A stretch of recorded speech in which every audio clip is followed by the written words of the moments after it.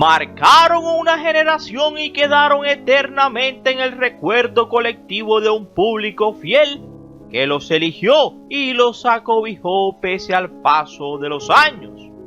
Sin embargo, detrás de las luces del éxito, puertas adentro, la vida de los actores que se pusieron en la piel de los tres chiflados sufría sus consecuencias y no eran para nada fáciles, como el payaso. Por fuera hacía reír y por dentro lloraba. Algunos padecieron problemas de salud severos. Curly Howard. Pero él no sería el único que pasó los últimos años de su vida padeciendo todo el tiempo. Larry apenas faltaría los 2 primeros años del comienzo de la serie, pues inició en 1923 y Larry se incorporaría en 1925. Aquel trío, Curly, Moe y Larry, marcaría una época. Un humor surrealista que surgía de situaciones disparatadas fuera de lo común, agregándole el slapstick, muy característico en Charles Chaplin. Por ejemplo, se basa en el humor físico, acciones exageradas que no representan dolor. Si bien la serie continuó más allá del año 46, nunca las cosas serían iguales para prácticamente ninguno. Lo raro es que los inicios de Larry no serían como actor, sino como músico, profesión a la que llegaría casi por casualidad. Resulta que era apenas un niño, cuando por una travesura casi termina absorbiendo ácido. Resulta que su padre era un joyero y utilizaba el líquido para comprobar la autenticidad de los materiales. El hombre lo vio segundos antes a que se lo empinara. De un manotazo se lo alcanzó a sacar, pero parte se le derramó en un brazo, provocándole vastas heridas. Tenía apenas 4 años cuando eso pasó. Los médicos querían inyesarlo para que su brazo funcionase de forma normal, pues estaba muy comprometido. Sus padres siempre fueron optimistas, y con el correr del tiempo no solo se tuvo que someter a distintas intervenciones estéticas, sino que por recomendación médica empezó a tocar instrumentos de cuerdas para recuperar la movilidad de los músculos y tendones de las extremidades afectadas. Gracias a esto se transformó en un gran violinista profesional. Más tarde empezaría a practicar boxeo, siempre buscando fuerza y movilidad en ese brazo. El tiempo hizo que también se convirtiera en un boxeador profesional. Llegaría a disputar algunas peleas como por títulos de federación, pero su padre prefirió que se dedicara a otra cosa y no al boxeo. Entonces, lejos del deporte y de la música, pese a las condiciones, probó suerte en el teatro. Inmediatamente descubrió que tenía talento como actor, y sí que lo tenía. Abrazaría esa profesión y empezó a recorrer salas de teatro de gran parte de los Estados Unidos. La gente pagaba por ver sus ocurrencias y capacidades. Sin embargo, sus padres otra vez tampoco estaban de acuerdo con que esa sea su fuente de ingresos. Fue así que en un momento abandonó y empezó a trabajar en la joyería de su padre, pero solo duraría 3 meses. Y eso era porque su padre se enojaba constantemente, porque pasaba todo el día entreteniendo al resto de los empleados con sus actuaciones humorísticas. Fue así que le dijeron que hiciera lo que le diera la gana y siguiera su propio camino. Así que con la puerta abierta regresaría a la actuación y llenaría el mundo de muchas risas. Así que si quieres saber más, te invito a que te sientes, a que te relajes y que disfrutes del siguiente video. Somos 007 Arnivideos, tu mejor opción, y gracias por preferirnos. Recuerda que cada día somos más y que tú eres nuestra estrella. Mis estrellas, y no se les olvide suscribirse, compartir y darle like. Mis estrellas.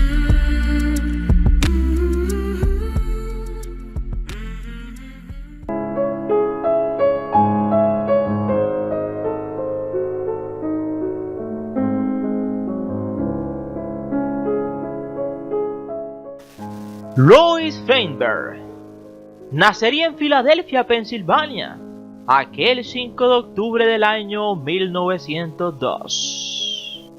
Hijo del viejo Joseph Feinberg y Fanny Lieberman. ambos joyeros de origen judío. Lois fue el mayor de 4 hermanos, Morris, Phil y Layla. Siendo apenas un niño, sufrió aquel insuceso que le causaría daño en su brazo, lo que lo obligaría a largos periodos de rehabilitación y terapias para su bracito. Se alejó de la escuela y por recomendación médica empezó a tocar un instrumento. Aprendería a tocar el violín primeramente, y en 1921, a los 19 años, consiguió un empleo en el New Boys Sextet, en el sexteto New Boys, haciendo el uso del violín, y a la vez bailaba y también contaba chistes. En aquel número que él hacía en el show, contaba con la presencia de una hermosa dama, Mabel Haney, y Loretta, la hermana de esta. Juntos protagonizaban el sketch de las hermanas Haney y Fine en el teatro Vaudeville. Y era que precisamente en las carpas, en esos teatros alternos, el Vaudeville hacía de las suyas, ese teatro itinerante que se presentaba en distintas ciudades. Así nacerían los Tres Chiflados en aquellas carpas y teatros itinerantes. Con el paso del tiempo, Larry pasó de aquellos teatros a grabar en 1930 Sopa para los Locos, junto a sus otros 2 compañeros, Moe y Babe.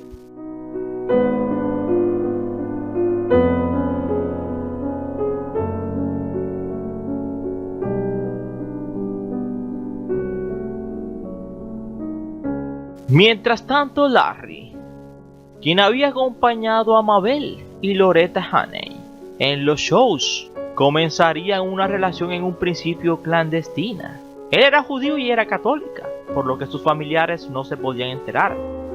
Finalmente, como una muestra de amor en 1926, ella se convertía al judaísmo y con ese paso logró que se casaran.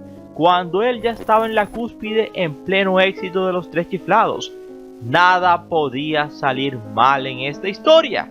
Sin embargo, precisamente aparecieron condimentos imprevistos. La dadivosidad, la ludopatía y la tragedia se hicieron presentes en un periodo muy corto para alterar la calma. Todo eso, lo que la vida le había dado, hizo que lo perdiera en el último tramo de su recorrido. Así que lejos de los escenarios, enfocándonos en su intimidad, hizo varios desarreglos que lo llevaron a que sus años finales no fueran como lo hubiese querido, o como su trayectoria lo hubiese establecido. Todo lo contrario, era ludópata y gastaba grandes fortunas que no solo repercutieron en su bolsillo, sino también en lo familiar. Gastaba mucho dinero en el casino, juegos de cartas y carreras de caballo. Mientras estuvo trabajando en las grandes ligas y los ingresos eran majestuosos, lo pudo sostener. Pero en 1957, cuando los Tres Chiflados dejó de emitirse, los egresos pasaron a ser mayores que los ingresos. Allí ciertos planes tuvieron que cambiar, pero no todos. Los referidos a la ludopatía siguieron su curso. Esa afición al juego lo perjudicaría para toda su vida. Aquel despilfarro se le sumaba a un estilo de vida en el que para mantenerse necesitaba grandes fortunas.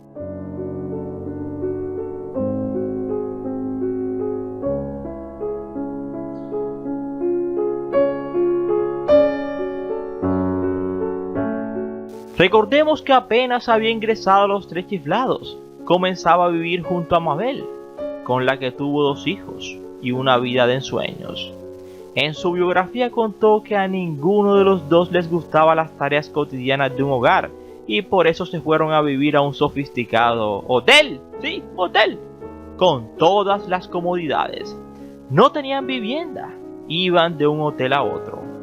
Años en los que ni siquiera cocinaban, vivían comiendo en restaurantes caros. Viajaban todo el tiempo cada vez que la profesión se los permitía. Así que esa vida la llevaron adelante durante la década de los años 40. Compraron una casa en Los Ángeles para no seguir gastando en las mismas cosas. como hoteles. Sin embargo, todo el tiempo el fantasma de la quiebra económica los perseguía.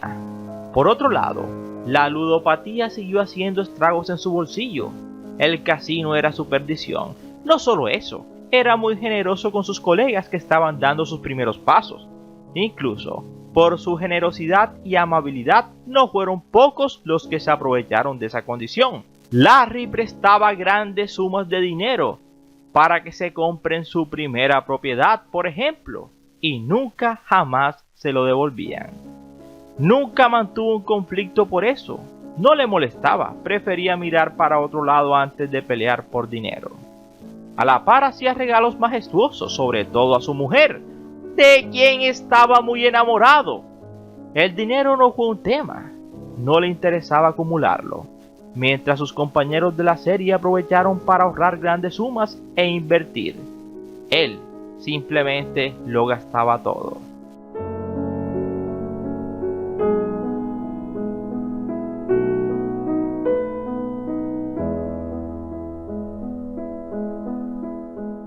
En noviembre de 1961, en un insuceso de tránsito, perecía Johnny, su amado hijo mayor. El joven tenía 24 años y eso fue un gran sacudón para su vida. Su familia era lo más importante. Todo lo que hacía era para ellos. Su partida le generaría conflictos insoportables para él, sobre todo de culpas. Y 6 años más tarde, en 1967, tuvo otro sacudón cuando perecía su amada esposa. Y lo hizo repentinamente, de un insuceso cardíaco. Aquello le causaría una gran angustia, sobre todo por las circunstancias tan raras y sobre todo prematuras. Él estaba trabajando en plena gira con los Tres Chiflados cuando le avisaron de lo que había ocurrido. Volaría hasta California para despedirla. En medio de una gran tristeza, regresaría a la actuación después de la despedida de quien fuere su mujer, con la sola intención de mantener su cabeza ocupada. Sí, por eso trabajaba. Sus compañeros del elenco fueron su gran cable a tierra para poder seguir adelante, pero desde ese último acontecimiento jamás volvería a ser el mismo. Su faro ya no estaba presente, esa luz que lo guiaba. Y sin esa guía, inocentemente, habrá pensado que ya no tenía motivos para seguir actuando. Y para rematar, su salud se iría deteriorando progresivamente, al punto que en 1970, justo en el último año de la serie, sufría una hemiplegia que lo obligaría con 69 años aproximadamente a alejarse para siempre de lo que más amaba, los escenarios. En esta fotografía lo pueden ver, ya siendo un hombre mayor, en silla de ruedas. Eso sí, siempre elegante.